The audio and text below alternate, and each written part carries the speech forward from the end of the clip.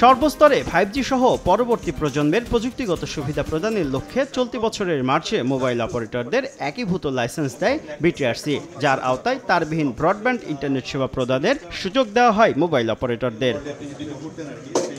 মাঠ পর্যায়ে পরীক্ষা নিরীক্ষা শেষে সোমবার বাণিজ্যিকভাবে তারবিহীন ব্রডব্যান্ড ইন্টারনেট সেবা জিপিফাই চালু করল গ্রামীণফোন। প্রাথমিকভাবে মাসিক 25 MBPS 1000 টাকা, 30 MBPS 1300 টাকা এবং 40 MBPS 1900 টাকা প্যাকেজ অফার করবে জিপি।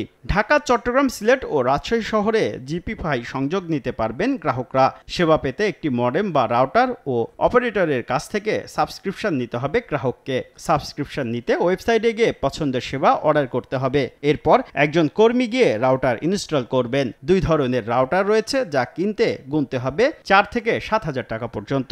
এখন জন্ম সনদ দিয়ে খোলো বিকাশ স্টুডেন্ট অ্যাকাউন্ট। নিজের বিকাশ নিজে কর।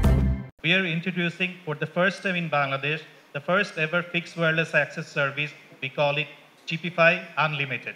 অনুষ্ঠানে সেবার মান নিয়ে গ্রাহক অসন্তোষ দূর করতে জিপিকে নির্দেশনা দেন বিটিআরসির চেয়ারম্যান। আমি চাই না আপনারা একটুও মানুষকে ফাঁকি দেন। মানুষ যেন না বলতে পারে যে এখানে ফোন কোম্পানিগুলো টাকা চুরি করে। এ সময় কল ড্রপ ইস্যুতে বিটিআরসির দেওয়া শোকজের জবাব গ্রামীণফোন দিয়েছে বলে জানান টেলিযোগাযোগ প্রতিমন্ত্রী। গুণগত মানের উন্নয়ন হয়ে থাকে তাহলে তাদেরকে এটা অব্যাহত রাখার জন্য বলা হবে, আর যদি গুণগত মানের উন্নয়ন না করে থাকে তাহলে অবশ্যই তাদেরকে জরিমানা করা হবে। বিটিআরসির তথ্য মতে বর্তমানে গ্রামীণফোনের গ্রাহক সংখ্যা 8,49,00,000।